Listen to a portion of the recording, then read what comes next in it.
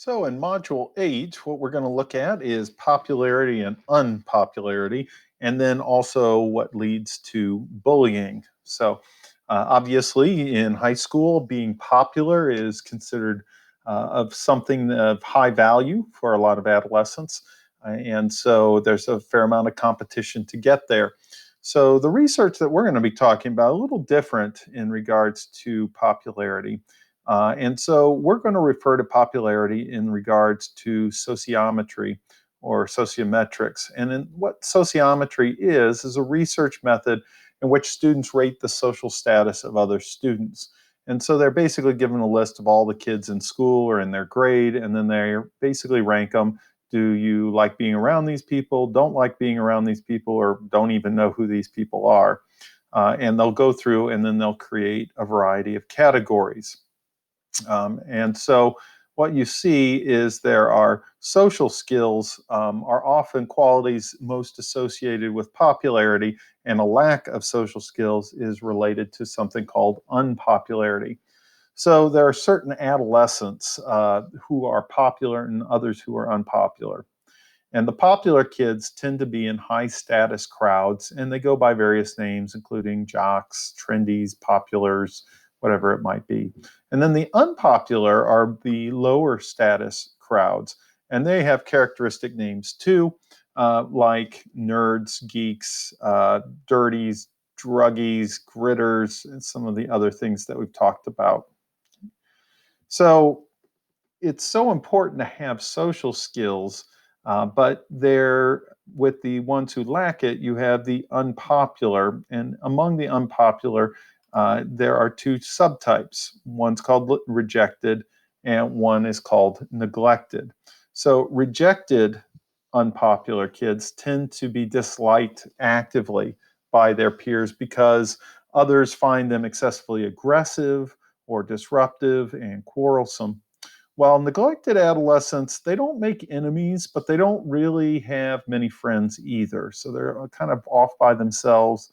The difficulty making friendships or even kind of normal peer contacts usually are due to being shy and withdrawn, and they avoid group activities. So it's not surprising to see that. Unfortunately, the two unpopulars can also feed on each other. So if you're naturally aggressive and you have individuals who are kind of neglected, the rejected tend to be aggressive against the neglected.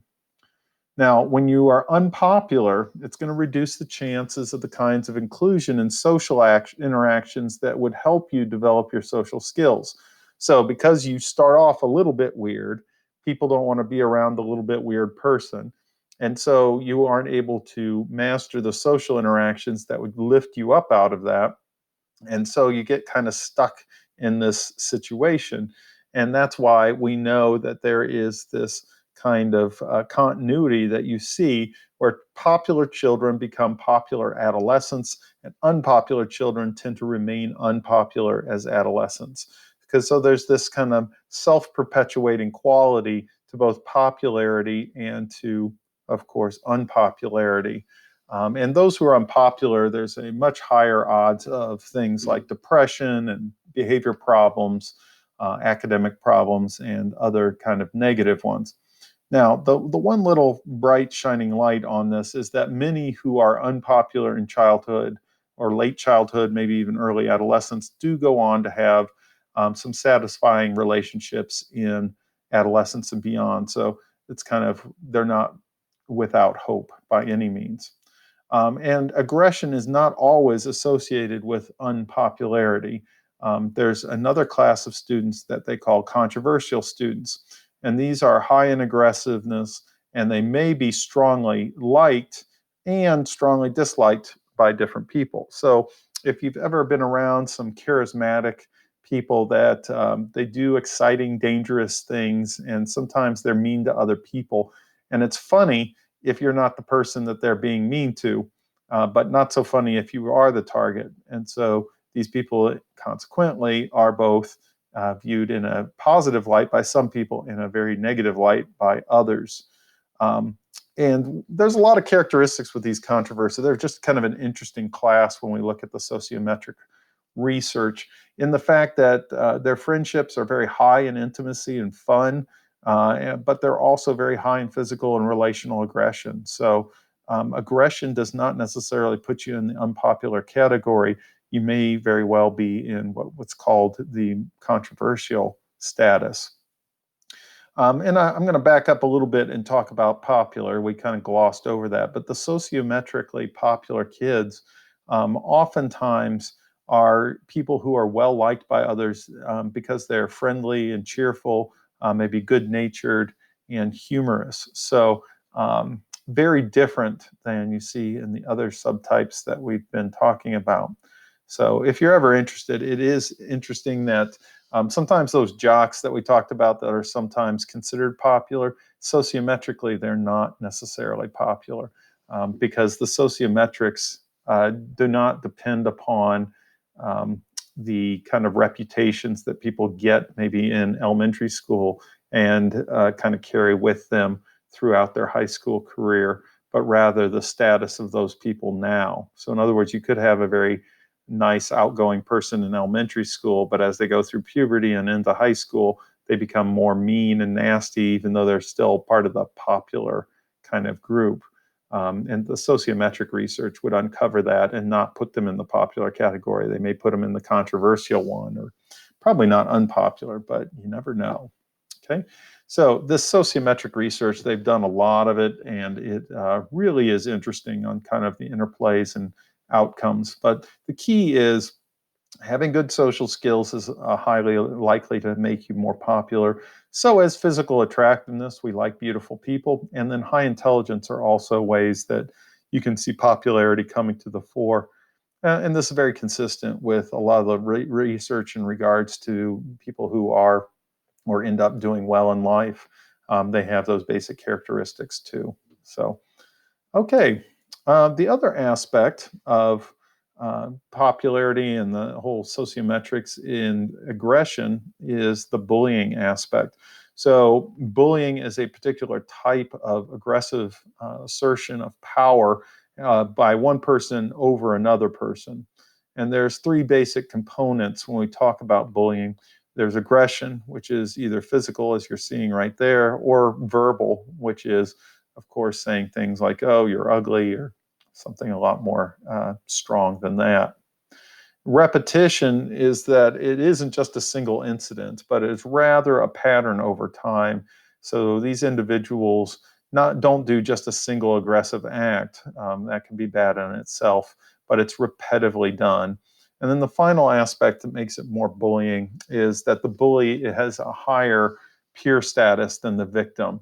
So basically, it's the popular kid picking on one of the unpopular kids and repeatedly doing it and kind of using their power over them as a way of kind of punishing them in addition to the physical and verbal kind of aggression. Now, most bullying tends to peak in early adolescence, so right around middle school. You see a little bit maybe in the beginning of high school. It typically begins to wane after that, kind of like you see with the social dominance hierarchies and the cliques and crowds that we talked about earlier in this chapter. Now, as for the victims, they tend to be lower status adolescents according to the kind of sociometrics. A lot of them are rejected by their peers.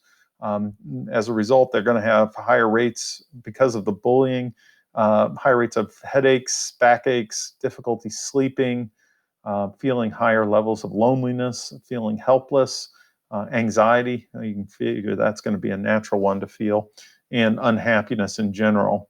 And so we have spent a lot of time kind of focusing on the victim effects. And by and large, they tend to have ramifications and echo way beyond just adolescence, but going into adulthood. And some of those characteristics, behaviors of bullies and victims carry on through adulthood and define some of the relationships and the views of themselves. So it's a pretty significant event for when it happens.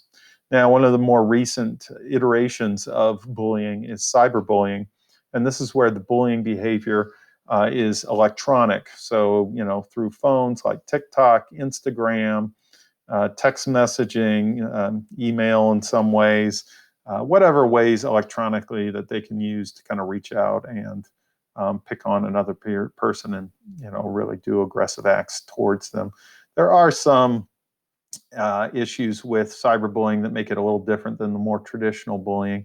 But as far as you need to know for this class, it's just more an electronic form of bullying. And it should be said that bullying and more the traditional kind of in-person type still is more frequent occurring than what we see with cyberbullying. Okay, so that is a little overview of popularity and unpopularity and aggression and how that can result in bullying. In our Module 9, we're going to discuss youth culture and kind of what is on with that and why, even just a few years out of that youth culture, you can feel so out of date. Or as a parent, what I constantly seem to feel with my daughters. So hang on for that one, and we'll be up next.